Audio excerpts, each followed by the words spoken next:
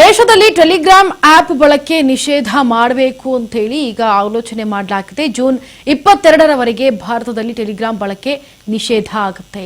June 30ರವರೆಗೆ Telegram edit ಆಯ್ಕೆ ಕೂಡ ನಿಷೇಧ ಆಗುತ್ತೆ ಅನ್ನೋದನ್ನ ಸ್ಪಷ್ಟಪಡಿಸ್ತಾ ಇದ್ದಾರೆ. ಇನ್ನು ನೀಟ್ ಪರೀಕ್ಷೆ ಅಕ್ರಮವನ್ನ ತಡೆಯಲು ಕೇಂದ್ರ ಸರ್ಕಾರ ತೆಗೆದುಕೊಂಡಿರುವಂತಹ ಕ್ರಮ ಇದು ಅಂತಂದ್ರೆ ತಪ್ಪಾಗಲಾರದು. ನೋಡಿ, ದೇಶದಲ್ಲಿ ಟೆಲಿಗ್ರಾಮ್ ಆಪ್ ಬಳಕೆಯನ್ನ ನಿಷೇಧ ಮಾಡೋದಕ್ಕೆ ಮುಂದಾಗ್ತಾ ಇದ್ದಾರೆ.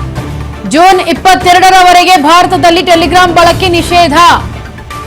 ಜೂನ್ 30ರವರೆಗೆ ಟೆಲಿಗ್ರಾಮ್ ಎಡಿಟಿಂಗ್ ಆಯ್ಕೆ ಕೂಡ ನಿಷೇಧವನ್ನ ಹೇರಲಾಗ್ತಾ ಇದೆ. ನೀಟ್ ಪರೀಕ್ಷೆಯಲ್ಲಿ ಅಕ್ರಮ ತಡೆಯಲು ಕೇಂದ್ರ ಸರ್ಕಾರ ತೆಗೆದುಕೊಂಡಂತಹ ಕ್ರಮ ಇದು. ಯಾಕಂತಂದ್ರೆ ಈ ಹಿಂದೆ ನೀಟ್ ಪರೀಕ್ಷೆಗೆ ಸಂಬಂಧಪಟ್ಟಂತೆ ಏನು ಈ ಪೇಪರ್ಗಳು ರಿಲೀಸ್ ಆಗಿತ್ತು ಅಂತಂದ್ರೆ ಪೇಪರ್ಗಳನ್ನ ಆಲ್ಮೋಸ್ಟ್ ಆಗಿ ಟೆಲಿಗ್ರಾಮ್ ನಲ್ಲೇ ಒಂದಷ್ಟು ಕಳಿಸಿರೋದು, ಲೀಕ್ ಆಗಿರೋದು ಕೂಡ ಟೆಲಿಗ್ರಾಮ್ ಮುಖಾಂತರವೇ. ಹಾಗಾಗಿ ಟೆಲಿಗ್ರಾಮ್ ಆಪ್ ಅನ್ನ ಈ ರೀತಿ ಪರೀಕ್ಷೆಗೆ ಸಂಬಂಧಪಟ್ಟಂತೆ ಬಳಸ್ಕೊಳ್ತಾ ಇದ್ದಾರೆ. ಹಾಗಾಗಿ ಯಾವುದೇ ಒಂದು ನೆಕ್ಸ್ಟ್ ಈ ತರ ಘಟನೆಗಳು ನಡೀಬಾರ್ದು ಅನ್ನೋ ಕಾರಣಕ್ಕೆ ಈಗ ನೀಟ್ ಅಕ್ರಮವಾಗಿ ಏನು ಪ್ರಶ್ನೆ ಪತ್ರಿಕೆ ಸೋರಿಕೆ ಆಗಿತ್ತು, ಎಷ್ಟು ಜನ ಕೋಟ್ಯಾಂತರ ಜನ ಅದನ್ನ ಮೆಚ್ಕೊಂಡಿರ್ತಾರೆ, ತಂದೆ ತಾಯಿಗಳು ತಮ್ಮ ತಮ್ಮ ಮಕ್ಕಳುಗಳು ಬರೀತಾ ಇರ್ತಾರೆ ಎಕ್ಸಾಮ್ಸ್ ಅಂತ, ಲಕ್ಷಾಂತರ ಜನ ಅಭ್ಯರ್ಥಿಗಳು ಎಕ್ಸಾಮ್ಸ್ ಅನ್ನ ಬರೆದಿರ್ತಾರೆ. ಆದ್ರೆ ಈ ರೀತಿಯಾಗಿ ಎಲ್ಲೋ ಅಕ್ರಮವಾಗಿ ಪೇಪರ್ಗಳು ಲೀಕ್ ಆದಾಗ ಕಷ್ಟಪಟ್ಟು ಓದಿ ಎಕ್ಸಾಮ್ ಬರ್ದಿರೋರು, ಅಟೆಂಡ್ ಮಾಡಿರೋರು ಕೂಡ ಎಷ್ಟೋ ವರ್ಷಗಳಿಂದ ಅದ್ರ ಬಗ್ಗೆ ಕಾನ್ಸಂಟ್ರೇಟ್ ಮಾಡಿ ಓದಿ ಎಕ್ಸಾಮ್ ಬರ್ದಿರೋರ್ಗೂ ಕೂಡ ಬಹಳಷ್ಟು ಮಾನಸಿಕವಾಗಿ ಕುಗ್ಗುವಂತಹ, ಜೊತೆಗೆ ಅವರಿಗೆ ಜೀವನನೇ ಬೇಡ, ಇನ್ನೇನು ಇದನ್ನ ನಚ್ಕೊಂಡಿದ್ದೆ ನಾನು ಅನ್ನೋ ಲೆವೆಲ್ಗೆ, ಅನ್ನೋ ಮಟ್ಟಕ್ಕೆ ಅವರು ಯೋಚನೆ ಮಾಡಬಾರ್ದು. ಆ ರೀತಿ ಆಗ್ಬಿಟ್ಟಿದೆ. ಈ ಹಿಂದೆ ಕೂಡ ಆಗ್ತಾನೆ ಇತ್ತು, ಈಗಲೂ ಕೂಡ ಆಗಿದೆ. ಹಾಗಾಗಿ ಈಗ ದೇಶದಲ್ಲಿ ಟೆಲಿಗ್ರಾಮ್ ಆಪ್ ಅನ್ನ ಬಳಕೆ ಮಾಡೋದು ಬೇಡ ಅಂತೇಳಿ ನಿಷೇಧವನ್ನು ಹೇರಲಾಗ್ತಾ ಇದೆ. ಅದುವೇ ಜೂನ್ 22ರವರೆಗೆ ಭಾರತದಲ್ಲಿ ಟೆಲಿಗ್ರಾಮ್ ಬಳಕೆಯನ್ನ ನಿಷೇಧ ಮಾಡಲಾಗಿದೆ. ಜೊತೆಗೆ ಜೂನ್ 30ರವರೆಗೆ ಟೆಲಿಗ್ರಾಮ್ ಎಡಿಟ್ ಅನ್ನೋ ಆಯ್ಕೆ ಏನಿರುತ್ತೆ ಆ ಆಯ್ಕೆ ಕೂಡ ನಿಷೇಧ ಹೇರಲಾಗುತ್ತೆ.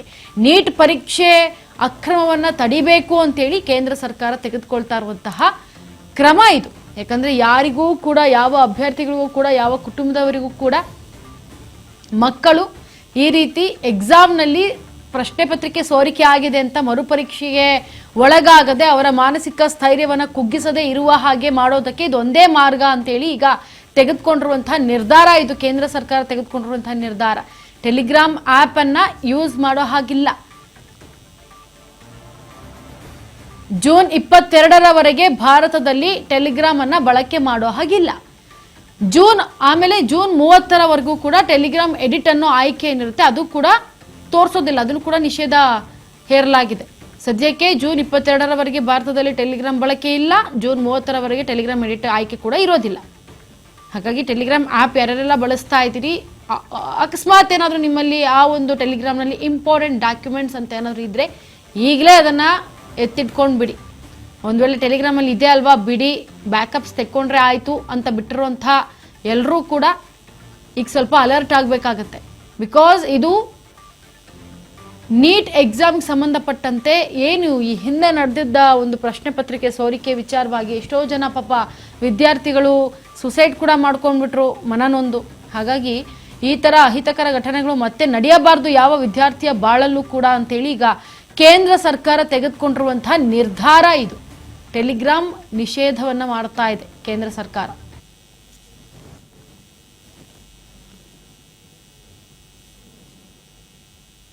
ಇದ್ರ ಬಗ್ಗೆ ಮತ್ತಷ್ಟು ಮಾಹಿತಿಯನ್ನ ಕೊಡ್ತಾರೆ ನಮ್ಮ ಪ್ರತಿನಿಧಿ ವಿನುತಾ. ಎಸ್ ವಿನುತಾ, ಈಗ ಟೆಲಿಗ್ರಾಮ್ನ ಜೂನ್ 22ರವರೆಗೂ ಕೂಡ ಯೂಸ್ ಮಾಡೋ ಹಾಗಿಲ್ಲ. ಜೊತೆಗೆ ಜೂನ್ 30ರವರೆಗೂ ಕೂಡ ಟೆಲಿಗ್ರಾಮ್ ಆಯ್ಕೆ ಕೂಡ ಇರೋದಿಲ್ಲ, ಎಡಿಟಿಂಗ್ ಆಯ್ಕೆ ಅನ್ನೋದನ್ನ ಈಗ ಕೇಂದ್ರ ಸರ್ಕಾರ ನಿಷೇಧಾಜ್ಞೆಗೆ ಮುಂದಾಗಿದೆ. ಆಗಿದ್ರೆ ಟೆಲಿಗ್ರಾಮ್ನ ಇನ್ ಮುಂದೆ ಯೂಸ್ ಮಾಡೋದಕ್ಕೆ ಆಗೋದಿಲ್ವಾ, ಹೇಗೆ? ವಿಚಾರ ಇದೇನಿದೆ, ದೇಶದಾದ್ಯಂತ ಟೆಲಿಗ್ರಾಮ್ ಆಪ್ ಅನ್ನ ತಾತ್ಕಾಲಿಕವಾಗಿ ನಿಷೇಧವನ್ನ ಮಾಡಿಲಾಗಿರುವಂತದ್ದು. ಅಂದ್ರೆ ಈ ಒಂದು ನೀಟ್ ಪರೀಕ್ಷೆಯ ಅಕ್ರಮವನ್ನ ತಡೆಯುವ ನಿಟ್ಟಿನಲ್ಲಿ ಇದನ್ನ ಪರೀಕ್ಷೆ ಮುಗಿಯುವವರೆಗೂ ಕೂಡ ತಾತ್ಕಾಲಿಕವಾಗಿ ಇದನ್ನ ನಿಷೇಧ ಮಾಡಲಾಗಿದೆ ಹೊರತು ಯಾವುದೇ ರೀತಿಯಲ್ಲಿ ಶಾಶ್ವತವಾಗಿ ಬ್ಯಾನ್ ಮಾಡಲಾಗಿಲ್ಲ. ಹಾಗಾಗಿ ಮುಂದಿನ ದಿನಗಳಲ್ಲಿ ಯಾವುದೇ ಭಯವಿಲ್ಲದೆ ನಾವು ಈ ಒಂದು ಟೆಲಿಗ್ರಾಮ್ ಆಪ್ ಅನ್ನ ಬಳಸಬಹುದಾಗಿರುತ್ತೆ. ಆದ್ರೆ ಇದೀಗ ಸದ್ಯದ ಪರಿಸ್ಥಿತಿಯಲ್ಲಿ ಏನು ಜೂನ್ 22ರವರೆಗೂ ಕೂಡ ಭಾರತದಾದ್ಯಂತ ಟೆಲಿಗ್ರಾಮ್ ಬಳಕೆಯನ್ನ ನಿಷೇಧವನ್ನ ಮಾಡಿರುವಂತದ್ದು. ಇನ್ನು ಜೂನ್ 30ರವರೆಗೂ ಕೂಡ ಟೆಲಿಗ್ರಾಮ್ ನಲ್ಲಿ ಯಾವುದೇ ರೀತಿಯ ಎಡಿಟಿಂಗ್ ಆಪ್ ಕೂಡ ನಿಷೇಧವನ್ನ ಮಾಡಲಾಗಿದೆ. ಅಂದ್ರೆ ಒಟ್ಟಾರೆಯಾಗಿ ಪರೀಕ್ಷೆ ಅಕ್ರಮವನ್ನ ತಡಿಬೇಕು ಅನ್ನುವಂತಹ ನಿಟ್ಟಿನಲ್ಲಿ ಈ ಒಂದು ಕ್ರಮಕ್ಕೆ ಸರ್ಕಾರ ಮುಂದಾಗಿರುವಂತದ್ದು. ಏನು ನೀಟ್ ಯುಜಿ 2026ರ ಒಂದು ಮರಿ ಪರೀಕ್ಷೆಯ ಹಿನ್ನೆಲೆಯಲ್ಲಿ ಭಾರತದಲ್ಲಿ ಈಗ 22ರವರೆಗೂ ಕೂಡ ಟೆಲಿಗ್ರಾಮ್ ಆಪ್ ಅನ್ನ ಬಳಕೆ ಮಾಡೋದಕ್ಕೆ ಒಂದು ರೀತಿ ಕಠಿಣ ನಿರ್ಬಂಧವನ್ನ ಹೇರಿರುವಂತದ್ದು.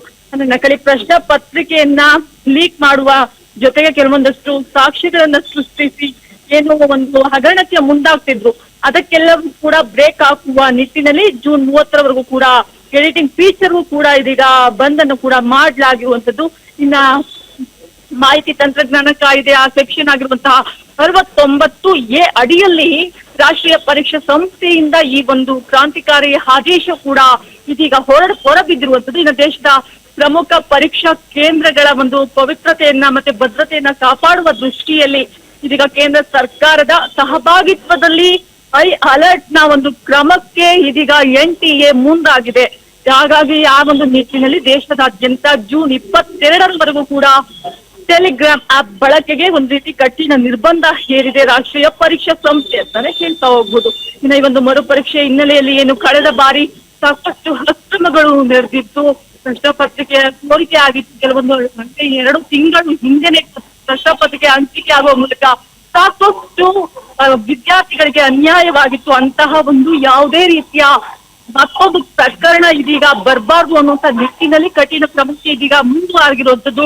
ಪರೀಕ್ಷೆ ನಂತರ ಕೂಡ ಒಂದ್ ರೀತಿ ನಕಲಿ ಪ್ರಶ್ನೆ ಪತ್ರಿಕೆ ಸೋರಿಕೆಯನ್ನ ಸೃಷ್ಟಿ ಮಾಡುವುದನ್ನ ತಡೆಯುವ ನಿಟ್ಟಿನಲ್ಲಿ ಈ ಒಂದು ಕ್ರಮಕ್ಕೆ ಕೂಡ ಮುಂದಾಗಿರುವಂತದ್ದು. ಇನ್ನ ರಾಷ್ಟ್ರೀಯ ಪರೀಕ್ಷೆಗಳು ಕೂಡ ಇನ್ ಮುಂದೆ ಯಾವುದೇ ರೀತಿಯ ಅಡ್ಡಿ ಆತಂಕವಿಲ್ಲದೆ ಅದೇ ಪಾವಿತ್ರತೆಯನ್ನ ಉಳಿಸಿಕೊಂಡು ಅದೇ ಭದ್ರತೆಯ ದೃಷ್ಟಿಯಲ್ಲಿ ನಡೆಯುತ್ತೆ ಅನ್ನುವಂತಹ ಒಂದು ಆದೇಶವನ್ನು ಕೂಡ ಇದೀಗ ನೀಟ್ ಸಂಸ್ಥೆ ಕೂಡ ತಿಳಿಸಿರುವಂತದ್ದು. ಜೊತೆಗೆ ನೀಟ್ ಪರೀಕ್ಷೆಯ ತಕ್ಷಣ ಬೆಳವಣಿಗೆಗಳನ್ನ ನಾವು ಗಮನಿಸ್ತಾ ಇದ್ರೆ ಥ್ಯಾಂಕ್ ಯು ಸೋ ಮಚ್ ನಿಮ್ಮೆಲ್ಲ ಡೀಟೇಲ್ಸ್ಗಾಗಿ. Thank you.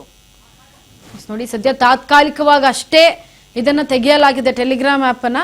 ಬಟ್ ಯಾವುದೇ ಅಹಿತಕರ ಘಟನೆ ನಡೀಬಾರ್ದು ಅಂತೇಳಿ ಈಗ ಪರೀಕ್ಷೆ ಇರುವಂತಹ ಕಾರಣಕ್ಕಾಗಿ ಮಾತ್ರ ಟೆಲಿಗ್ರಾಮ್ ಆಪ್ ಅನ್ನ ಸ್ವಲ್ಪ ದಿವಸಕ್ಕೆ ತಾತ್ಕಾಲಿಕವಾಗಿ ಬಂದ್ ಮಾಡಲಾಗಿದೆ.